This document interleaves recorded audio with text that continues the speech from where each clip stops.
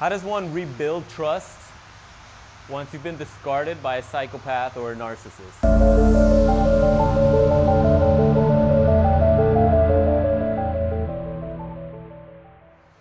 Yo, what's up guys? It's Kita, Psychopath Exposure. Welcome back. I want to talk to you guys today about trust and how important trust is in a relationship. Without trust, you can't have a relationship. You can't have a friendship if you don't trust that person. Trust is one of the most solid foundations that relationships are based on. And unfortunately, when you're in a toxic relationship, trust is out the window. As a matter of fact, trust has been out the window from the moment you got into that relationship and you didn't even know it. A narcissist, a psychopath, they're professional at convincing you, making you believe that they're trustworthy individuals. They're so good at it that you tend to trust them from the moment you meet them. They put on this facade like if you've known them all your life. They're able to do that. How does one rebuild trust once you've been discarded by a psychopath or a narcissist?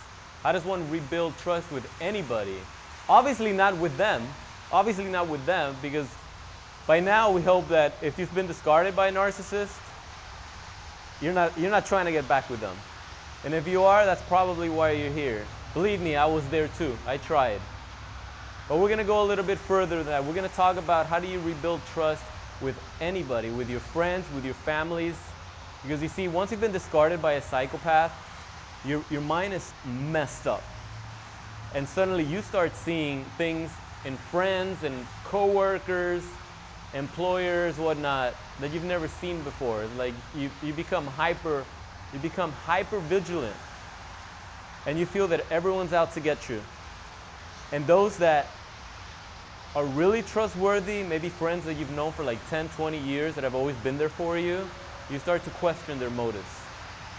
That actually starts happening. You start to question their motives because you feel, hey, if my partner wasn't there for me and they told me that they were there for me, if my partner was able to listen to my deepest and darkest secrets, and I was vulnerable and open enough to share them with them, and they used that vulnerability and those secrets that you revealed to them to their advantage to fuck you over, why wouldn't anybody else do the same, right? What separates them? How do you know if your friend, your long-term friend, is not a psychopath himself? So rebuilding trust becomes a challenge. It makes it very difficult to get into another relationship moving forward. You're probably not going to trust anybody again for a very long time, and that goes with your closest friends, your family, your parents, co-workers, your boss. You're going to question everything, but that's perfectly normal. That's perfectly normal. You're not crazy. You're not crazy. That's what the psychopath did to you. That's what they do to all of their victims. Now, if you want to move on, if you want to rebuild your life, if you want to rise from this darkness, you're going to have to walk down that path, that narrow path. And you're going to have to take a leap of faith and trust people. But these people are going to have to earn your trust now. Because now you're coming with a different set of eyes now, and a different set of experience points from which to draw from. No more are you just going to give away your trust to someone that you just meet. Now you're going to study their patterns, you're going to study their behaviors. You may have to test them. You don't tell them that you're testing them, but you may have to test them. Especially if you're trying to jump into another relationship, which I highly recommend you don't do for a while until you heal and you fully understand the toxicity and the doom that your narcissistic ex created around your life. You need to heal and understand this from all angles.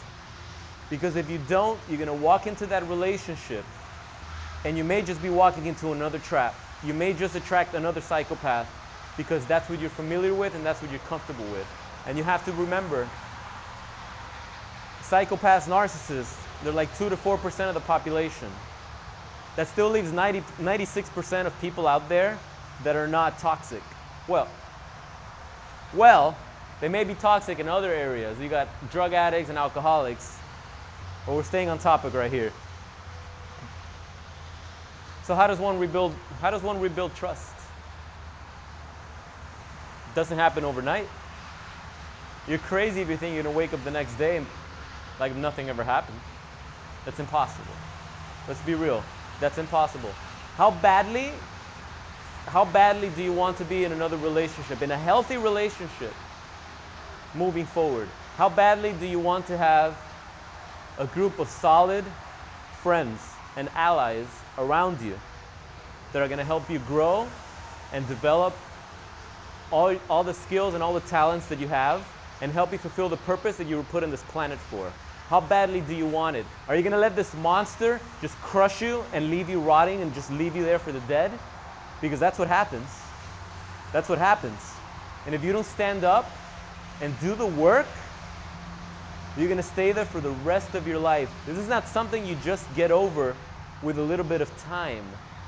I know people, in fact, one of my best friends, he had this trauma for 4 years after his divorce. He didn't even know his wife was a narcissist. He didn't even know.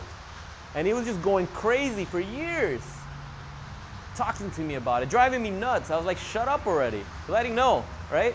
I was just like everybody else. I was like, dude, I don't want to hear it anymore. Because that's what we do when we're messed up, right? We just keep repeating our trauma. And people honestly, they don't want to listen to it.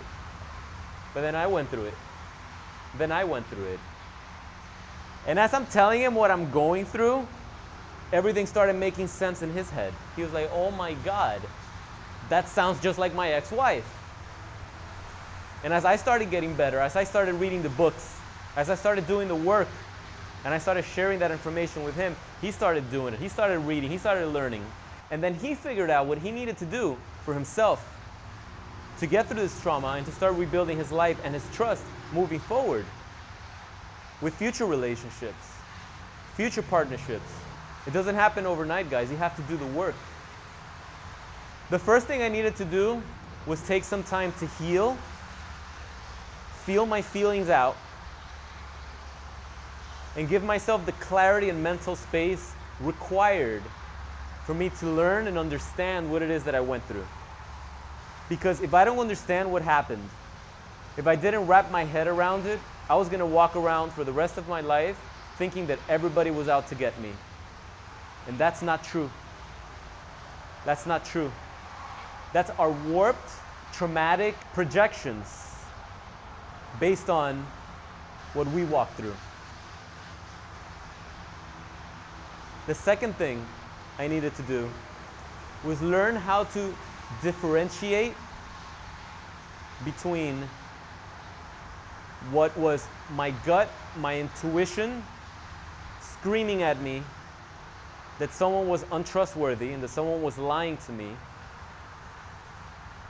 and be able to separate that with the anxiety and the trauma that I was feeling when I was presented with a similar situation. Learning to differentiate those two things is key. Otherwise, you're going to think that it's the same situation happening all over again, like if you're stuck in a loop. The third thing I needed to do, and this is actually the hardest, is to take that leap of faith. At some point, you have to trust in the universe, into your higher power, whatever you believe in. You have to take that leap of faith. If you don't take a shot, you got no chance of making a basket, right? You have to take the shot. You can't hit your target if you don't at least take your shot. The good news is, when you do take that shot, you're going to be armed with hard lessons and experience of what you went through, right? You're going to give yourself a chance to be put maybe in a similar situation. You're going to give yourself a chance to act differently this time. You're going to be like, oh, wait a second, I've seen this before. I've seen this exact situation before. I don't trust you. You're lying, you're full of shit. I'm calling you out right now. And you stand up for yourself, You call out the situation for what it is, and if you need to walk away, you walk away.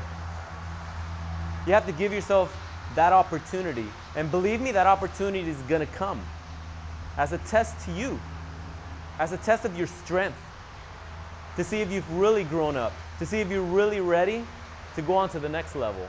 Because life is all about levels. And once you get to the next level, there's gonna be another big boss that you're gonna have to confront and learn how to defeat. And you're gonna bring all those skills from the previous monster that you had to defeat before at a lower level. You're gonna bring those with you. And he or she is gonna challenge you with those. Right? And when you defeat it, it's gonna have something else that you've never seen before. And then you're gonna have to learn how to diffuse that one. But if you don't take the leap of faith, you can never get there. And what a gift! What a gift it is to take that leap of faith. Because when you defeat those monsters, there's always a reward, right? There's always a reward when you defeat a monster, when you defeat a big boss. Sometimes that boss is confronting an ex and calling them out for what they did. Sometimes that boss is a new relationship you're getting into where they're doing something familiar that's triggering some of your trauma, and being able to call it out on the spot and standing up for yourself and validating yourself. That's going to give you the power and the courage to move forward with that relationship, or terminate it and never look back and be ready for the next one. And that's how you rebuild trust after you've been discarded by a psychopath narcissist. So remember, the first thing you got to do is give yourself time to heal, to clear your head. I'm not talking about one day. This could take weeks or months. In fact, it took me a long time to heal from this and to learn about it before I was able to come out here and share with you guys my experience. So remember to give yourself as much time as you need to heal and learn about the situation and learn about who your psychopath, narcissist, ex-partner was, or who they currently are for those that are still in that relationship. Give yourself time, the space that you need, the time that you need to feel safe and comfortable, where you can learn about this and you can grow and heal from it. Then the second thing you got to do, train yourself to differentiate between what's a sign, a clear red flag sign that someone is betraying your trust or has betrayed your trust, and your intuition is screaming at you, or what's just anxiety and trauma from the past. And you'll get there once you've healed and taken the time to learn. That's why they're important that you do them in this specific order. And once you get there, then you're ready to take that leap of faith. That's when you're ready to jump. And when you jump, you're going to jump all the way. Not 1 foot in, 1 foot off the ledge. You're going to jump with both feet right into it with the courage and the confidence that you know if something ever arises, you're going to stand up for it, you're going to face it head on. Unlike what we did in the past with these toxic narcissists that would gaslight us, would lie to us, would trick us, would play with our emotions and confuse us and strip us of our confidence and weaken us so that we couldn't challenge them. And instead, we would remain as prisoners of their darkness. And that's how slowly but surely we're able to rebuild the trust that a psychopath and a narcissist destroys. That's how we move forward. That's how we get our revenge on them. That's how we live our best life. Guys, the trauma that a psychopath narcissist puts on you, it's very, very hard to heal from. There's no doubt. It's a nightmare that it's almost impossible to wake up from. If it wasn't for my mentor, if I didn't follow exactly what he told me to do, I would have been in hell to this day. And I'm grateful that there was someone out there that I was able to reach out to and connect with, and who took the time to listen share his experience and tell me step by step what I needed to do to start getting better. And that's why I put together an ebook for you guys to use as a study guide, as a companion that you can keep on your phone and look at it anytime that you need to remind you of what you need to be doing right now in order to move forward with your life. I call it the 5 steps of going no contact with a psychopath narcissist. It's my gift to you because I know it's hard. I know it's hard to even start. You don't know where to start. I promise you, if you follow everything, if you do exactly what it says, you're going to feel change right away. You're going to be able to breathe. You're going to be able to have the space that you need to start healing from this situation. I put a link below in this video where you can download the ebook absolutely free. It's my gift to you. Read it 100 times, 5,000 times if you have to. That's what it's going to take. But do what it says. Do exactly what it says. And you're going to diffuse the narcissist of their power. You're going to take back control of your life. Control that they had taken from you. You're going to take it back. Remember, guys, we're in this together. This is the army, the anti-narcissist army that we've created here. We're not going to put up with these individuals anymore. These monsters got to go. We're keeping them on check. We're calling them out. We're doing this together. You're not alone. Hit me up in the comments if you have any questions. If there's anything that you're going through that you're confused about, that you need help, reach out. That's what we're here for. That's what the community's here for. This is Kira signing off once again. Psychopath Exposure. Don't forget to click on the link. Get your free ebook. See you guys in the next video. Stay strong, be epic, and rise again, my friends.